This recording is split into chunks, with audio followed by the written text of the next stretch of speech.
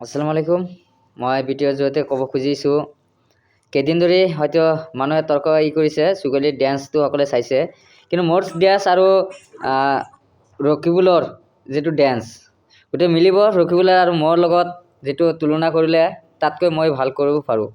আৰু ৰকিবুলৰ ডেন্স কৰিছিলে, হয়তো তেখেতৰ ল'ৰাৰ মানে বিয়া আছিলে, বিয়া পাতিলে, আৰু বিয়াৰ টোটেল খৰচ কিন্তু ধুবুৰী লোকসভা সমষ্টিৰ পৰাই উঠাই লৈছে। এইটো আপোনালোকে অলপ জাষ্টিফাই কৰিব লাগে। এটাকৈ সমষ্টিত মাত্ৰ 2 কোটি টকাকৈ লৈছে, কোনোবা 3 কোটিও লৈছে টিকেটৰ কাৰণে, অফাৰ দিছে। ইলেকশ্যনৰ সময়তো লৈছিলে, এইটো সকলোৱে জানেই।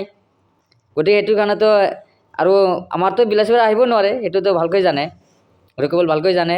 যেনেকৈ ৰকিবুল খাইছিলে এটা বেট বল এটা খাইছিলে নহয়, ইয়াতে যে 6 মাৰি দিব ধুবুৰী মানুহে, সেইটো কিন্তু ৰকিবুলে গম পোৱা নাই। কিন্তু এতিয়া গম পাব, ইলেকশ্যনটা আহিবলৈ দিয়ক।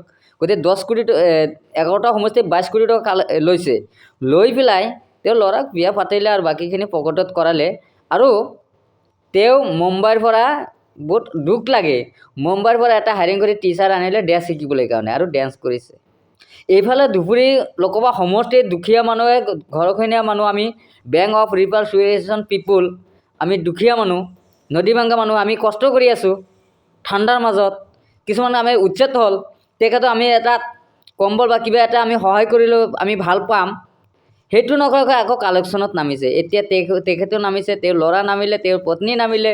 কি ক'ম আৰু, ক'বলগীয়া ইয়াতকৈ আৰু মাছ মাংস মানে তাত গৈ আছে আৰু দি আছে কোনোবাই।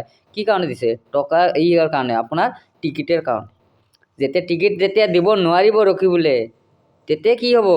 আজি 10 লাখ ভোটত জিকিছে, বেয়াকৈ তেনেকৈ ভোটত হাৰিব, আৰু তেনেকৈ 6 মাৰাৰ কাৰণে ৰাইজে এবাৰ বহি আছে।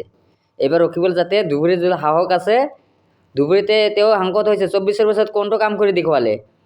এটা লোকসভা সমষ্টি এটা কাম কৰিব হোৱা নাই, তেওঁ লখিমপুৰৰ কামটোহে কৰি আছে।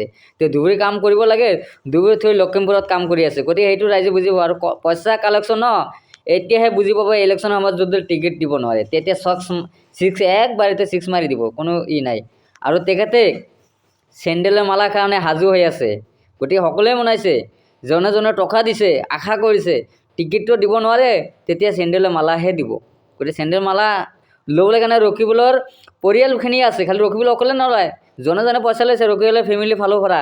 গতিকে তেওঁৰ পত্নীও পাব, তেওঁ পাব, একদম আচল উপহাৰ পাব। এতিয়া ধুবুৰী লোকসভা সমষ্টিৰ ৰাইজে আচল মালাটো, চেণ্ডেলৰ মালা দিবলৈ কাৰণে ৰকিবুলক সাজু হৈ আছে। চিন্তা কৰিব নালাগে, কাৰণ ড্ৰেছ শিকিব, সেই ড্ৰেছৰ যে 10 কোটি বাহিৰৰ পৰা কিয় 5 লাখ টকা দি আনিব লাগে?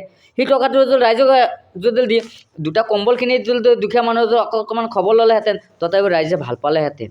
গতিকে সেই ৰকিবুলক কি ক'ম আৰু, ক'বলগীয়া নাই। গতিকে সেইটো কথা যে তেওঁ ডেন্স কৰিবলৈ মুম্বাইৰ পৰা আহে, তাতকৈ মইহে ভালকৈ ডেন্স কৰিব জানো। মইতো কোনো টিচাৰ লোৱা নাই, এইটো আপোনালোকে সকলোৱে জানে। আৰু কিমান ভাইৰেল হৈছে, ৰকিবুলৰ কি হৈছে? তাতকৈ মইহে আছোঁ চেলিব্ৰিটি ক'বলৈ গ'লে। গতিকে মই তেখেতে নিচিনা নহয় বা নহয়, কিন্তু তেখেতকৈ মই ভালকৈ ডেন্স কৰিব পাৰিছোঁ। যদি ৰকিবুলে সুধিব লাগিছিলে, মোক আহিবলৈ মুম্বাই কিয় কৰিব লাগিছিলে? ধুবুৰীত যদি ইমান ভাল পোৱা, ধুবুৰী এজন ডেঞ্জাৰ মানুহ নাছিলে জানো? ধুবুৰীৰ মানুহে উপহাৰ দিছিলে, টকা দিলে, ভোট দিলে, লুটি ল'লে, আৰু তেখেতক বোলে ভাল পায় ধুবুৰী মানুহ। যদি ভাল পালে, ইয়াৰ পৰা কিয় ডেন্সাৰ নল'লে? আজি মুম্বাইৰ পৰা কিয় হায়াৰিং কৰিলে? কথাটো চিন্তা কৰক। ধুবুৰী মানুহ কি ভাত নাখায়? ধুবুৰী মানুহ কি ডেন্স নাজানে নেকি? এখন নাচ গান জনা মানুহ নাই নেকি ধুবুৰীতে? ধুবুৰী লোকসভা সমষ্টিৰ ভিতৰত নাই নেকি? গতিকে আজি মুম্বাইৰ পৰা হায়াৰিং কৰিবলৈ, কথাটো বুজি পাই ৰাইজে। এইবাৰ চেণ্ডেল মালাৰ কাৰণে সাজু হৈ থাকক ৰকিবুল ডাঙৰীয়া। আৰু মই তদন্ত কৰি আছোঁ, আপোনালোকে ৰেজাল্ট পাব যে 24ৰ পৰা আজিলৈকে সাংসদত কি কাম কৰিছে। 1 টকাৰ কাম আজিলৈকে আমি দেখা পোৱা নাই। গতিকে সেইটো কাৰণে এতিয়া আৰু বেছি চিন্তা নাই, 6 মাৰিব।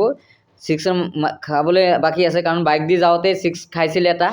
গতিকে এটাও এটা 6 মাৰি দিব, 1 6তে মানে চেছ চব গৰ্বটো। আৰু দ্বিতীয় কথাটো মই কওঁ অসমবাসী ৰাইজক, যে এই কংগ্ৰেছে যে সপোন চাই আছে, সপোন কেতিয়াও বাস্তৱ নহ'ব।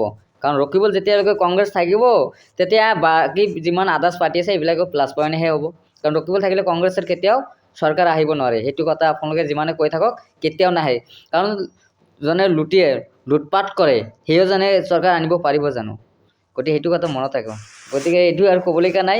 গতিকে চেণ্ডেল মালাৰ কাৰণে সাজু হৈ থাকক ৰকিবুল ডাঙৰীয়া। আৰু নাই, আমিতো কৈ থাকোঁ, তুমি বাচ্চা হে, আপকা বাচ্চা হে। বাচ্চা মানুহ আৰু কি কৰিব, কাম কৰিব জানে জানো? গতিকে সেইটো কথা আৰু। ধন্যবাদ।